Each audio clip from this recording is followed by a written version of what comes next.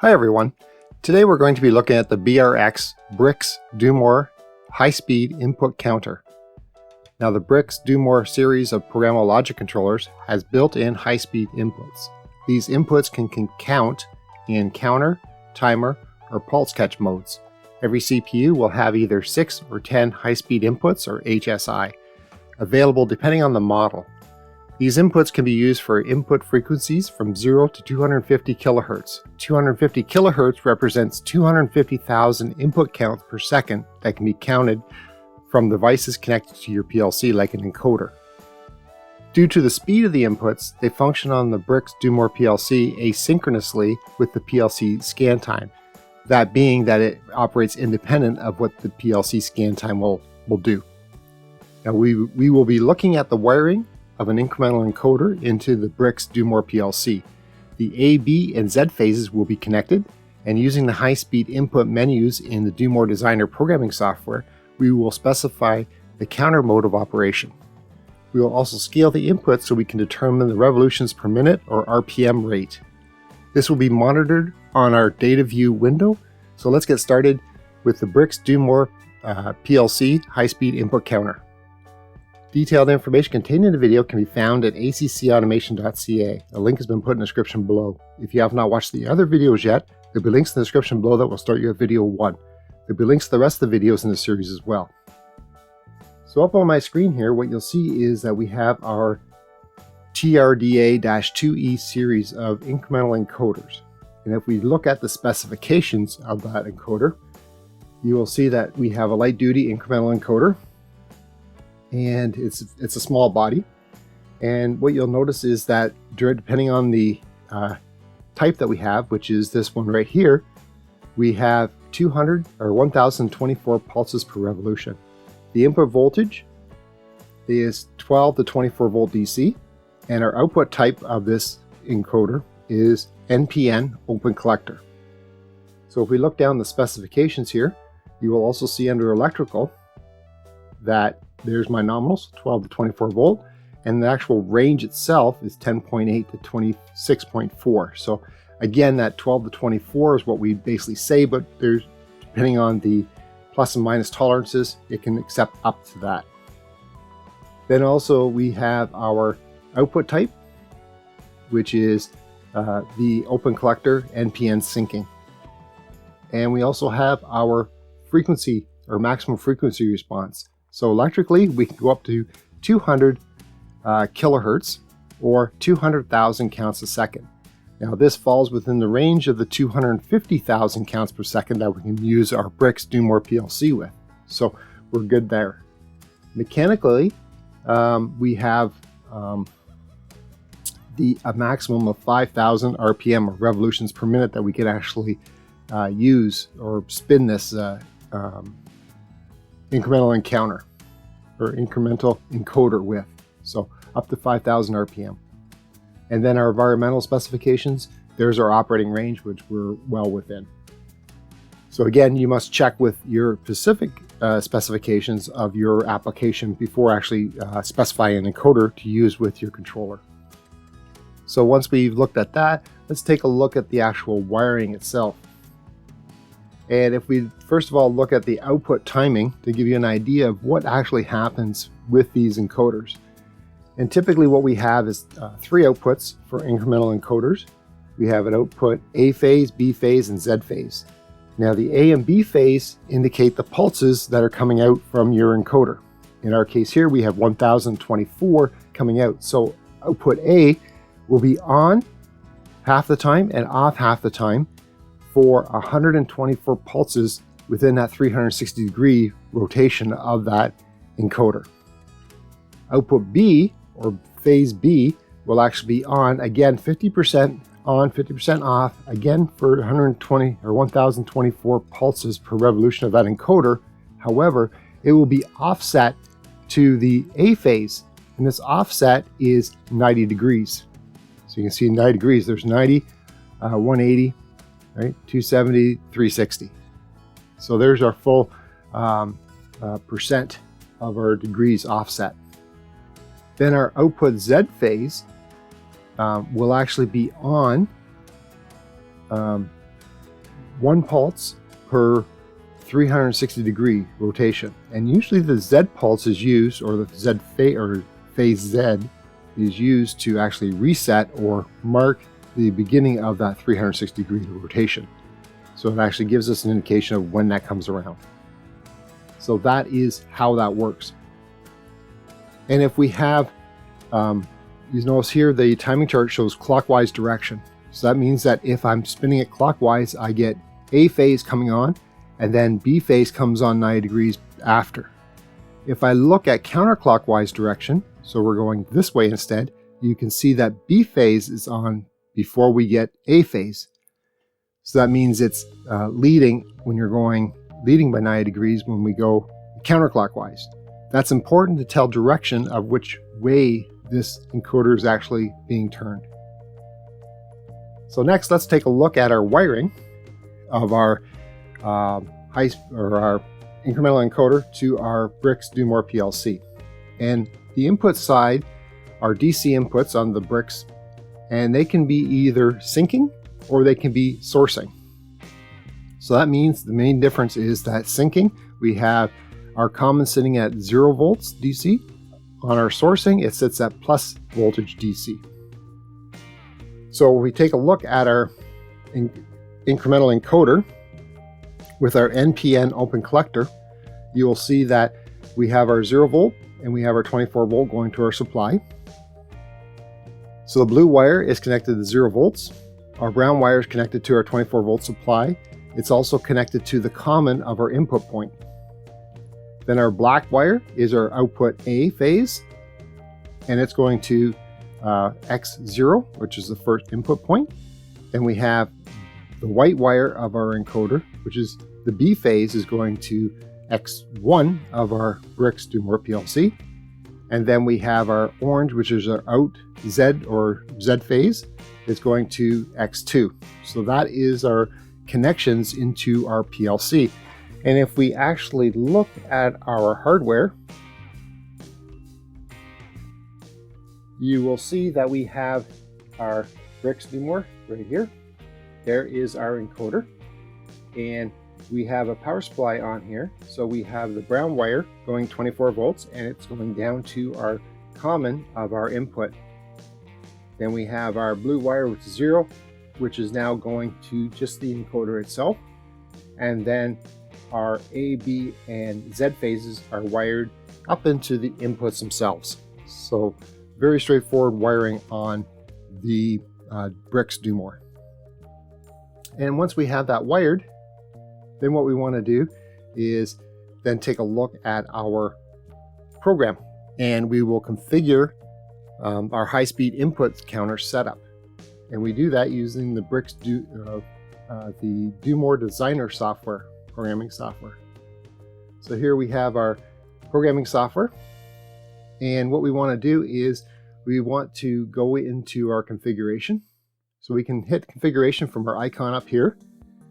We could also hit the configuration through our system configuration under tools in our project browser. And the third way we can do it is through our PLC main menu and then system configuration. When we do, our system configuration will come up onto our screen. And we can, on the left hand side, we can select our BRX local IO. And when we do, there's again a couple different methods of finding where this is going to be. The first method is hitting the high-speed IO here, or we can go under high-speed IO and select the button to the right-hand side of it. When we do, we have our setup of our BRX high-speed IO, and you'll see again we're concentrating right now on our inputs, which are either counter, timer, or pulse. So we get 3 different methods. Or we also have outputs. We also have pulse width modulated outputs, and then we have table driven outputs. So in this particular case, we are looking at our input functions only, and so we have 3 different functions we can automatically program in our setup.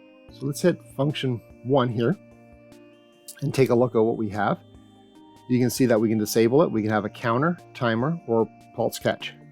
In our case here, we're selected counter, And that counter, we have a device name. Now this is the heap or structure memory in our PLC that we're going to be using. And that's the name of it. It's called High Speed Counter Timer 1. And under the type, we're selecting quad or quadrature counter. And a quadrature counter is simply just an incremental encoder with an A and B phase. If I click down, you can see that we have different versions that we can have. We can have up counter only, which would only include 1. We could have a down counter, which would only include 1 input. We can have a quad, which is the AB phase. We have a bidirectional, so we have 1 coming in with pulses and 1 telling direction, whether going up or down. And then we have separate up counter and down counter. So we have a variety of choices that we can use with this BRX Do-More PLC. And then, so we're going to be using the quad or quadrature encoder or counter option here. And you can see, same with our input side, we can choose any of the inputs that we have on this PLC. So we're choosing the first one for A that we've wired, and the second one, X1, is going to be the B phase. Then we have our reset value is going to be default to 0. Now we also have this 1 times.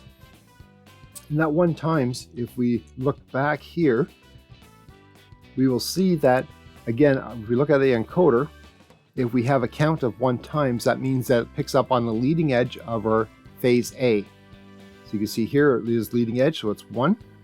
The leading edge again of that pulse, it gives you 2, and then 3, etc. That will give you the full resolution, or 1024. And then what we'll do is, if you hit select times 2, then it picks up the leading and trailing edge of phase A. So again, on the leading edge and trailing edge, we'll have 1, then 2, then 3, then 4, or basically doubling the count resolution per revolution of that rotary encoder or incremental encoder. Then or else we can have times 4, which indicates there's 4 times, so it picks up on leading and trailing edges of both phase A and B. So 1, 2, 3, and then 4 for every initial rotation. So it gives a full cycle, and you'll get 4 times your resolution as you turn that encoder around 360 degrees. So instead of 1024 times 2, you'll get times 2 of that value, or we get times 4 of that value. That's how we get that count. So going back to our software, you'll see that right now I have it defaulted to 1 times, which we'll leave it as, but if we just click on it, you can see it goes 2 times or 4 times. Doing this will not change the frequency range that you still bring in. You still have 250,000 counts a second. And remember, it's just a matter of them picking up the times 1 or times 2. So it's still the same amount of speed coming into that encoder or into that BRX Do-More PLC. Next, what we can do is we can hit the enable reset if we want. And we can specify, again, a physical input that will reset that counter. And you can see here by the diagram, it's picking up on the leading edge. It can pick up on the trailing edge or on the level edge. Now, we're not going to put one in. We also can do the same thing with a capture input. So the capture input will just capture that input signal at a certain time when we energize it. It can be a physical one, and we can again capture on a leading, trailing, or level edge. And then we have an enable inhibit input. What this will do is actually stop the high-speed counter from operating if this particular input is on. Again, we can set the condition as leading, trailing, or level. Then we have an enable rotary mode as well that we can actually put in there. And finally, we have an enable retentive accumulator. That means that we will remember what that value is when we stop the controller. Remember that into the memory area. Again, all of this is under the More on Counter, and it will give you some help files on how to set this up. Next, what we'll have is our enable scaling. Now we have 2 different options. We have position and we have rate. Now under position, what that will mean is that for every pulse, it will equal a certain distance that you travel. So we can put that into engineering units and actually have it so that, a quarter turn represents, say, a yard or a foot, whatever we want. Then we also have rate, and rate converts counts into a time period. So in our case here, what we're going to do is determine RPM, or revolutions per minute. So we're going to take the raw value of our incremental encoder, which is 1024, and our time base rate is going to be in minutes. And then we're going to have a 0 scale output. So every time we go 1 revolution, it's 1024 pulses, as we said before. So that means that we also want to look at those pulses per minute basis. So this will automatically do the calculations for us and give us an RPM. Then we have our calculated options, and our calculated interval is going to be 100 milliseconds. So every 100 milliseconds, it's going to report back into our device name here, high-speed counter timer 1, our rate, or revolutions per minute. So we can change that time frequency if we want it slower, we want it faster. And again, the faster we go, remember, we're still working on the scan when we look at this through our PLC program. So that is our setup for our high-speed input function on the counter. And we'll hit OK. And that brings back to this screen. And then we'll hit OK again, and it goes back to our system configuration. Now, the one thing we also have to look for on the configuration is when we use high-speed inputs, we also have to look at input filters. And looking at input filters is the same thing as the discrete input response times. Now, it defaults to 25 Hertz or 25 times a second. In our case here, that's too slow for our incremental encoder. Remember, it can go up to 250 or 200,000 Hertz or 200 kilohertz. So because it goes 200 kilohertz, I'm going to set the first 3 here. You can see I've got set up for 250 kilohertz to make sure that we can capture all of that. So we've set that 250,000 kilohertz for X0, 1, and 2. So we'll hit OK. So that is our setup for our system configuration. We'll have OK. Right? And we're just going to cancel out of that, because we already have it set up. And since we have it set up here, when we set that up, we have that name, and under the name, we have what we call that heap instruction, or the system memory. If you're under configuration, you'll go under IO and then specialty IO, and we'll have a high-speed timer here. We expand that, and what you will see is that under our structure, we will have a count capture, a reset value, an enable capture. We also have our accumulated read-only. We have our reset value. We have a scaled value, and that's a read-only. And then the filter time constant, so which was our 100 milliseconds that we have in there. So all of these are available for us to read and use within our program. So once we have that, then let's take a look at our actual physical program. I'm just going to move that out of the way here, put that over here. And our first line here is just basically saying if our accumulator, so if our high-speed accumulator is greater than or equal to 1000 and less than equal to 2000, then output Y0 will be on. So we're just taking the accumulator and doing a compare value. Next, what we'll do is we're going to take a look at that RPM. And with the RPM, what we're going to do is take our scaled value of our high speed, and this is showing us RPM within this value. And if it's greater than 0, then what we're going to do is we're going to turn on Y1. And when Y1 turns on, and not timer done, okay, then we're going to compare to timer 1, because what we wanted, or timer 0, and timer 0 will maintain Y1 on for 2 minutes, or 2 seconds, sorry. So what's going to happen is we will turn on once it detects motion, but when this motion stops, it waits 2 seconds before the bit turns back off again. That way we can ensure that we don't have any motion or anything moving on our system or on our machine. So that is our program.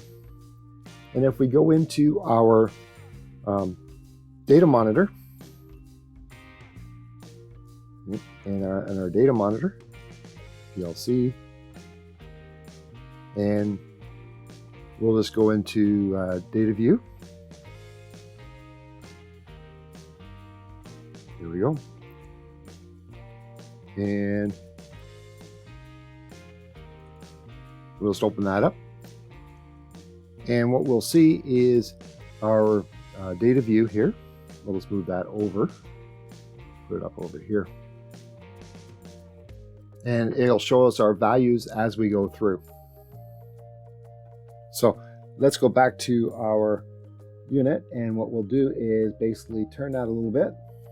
And what we should see is that our scaled value here will start incrementing. It is, and that's my rate I'm doing. And this is my current value that I'm going. You see my output, and if I stop, it'll wait 2 seconds, and then my output then turns off. Once I get past my 1000 count, my Y0 will then stay on. And which it is. And again, I wait 2 seconds before my Y1 then turns off. If we go past 2000, then Y0 turns off, and we wait again 2 seconds before Y1 turns off. If I'd like to reset this counter, you can see that I can then just turn on this bit, the reset bit, turn it back off again, and now I'm reset again, and we start over. So very simple to program this high-speed counter input on our BRX Do-More PLC. Now, if you enjoyed this video, please hit the like button below. If you have any questions about the video, please leave a comment below and I'll do my best to answer it. If you want more information about us, or you want our free ebooks on numbering systems or robust data logging, please click on the link in the description below to get it. A new video is posted every Monday, so remember to click the subscribe button so you get more videos like this in the future. Remember to click that bell beside your subscription to actually receive those notifications. Thanks so much for watching. I'll see you next time. Stay safe.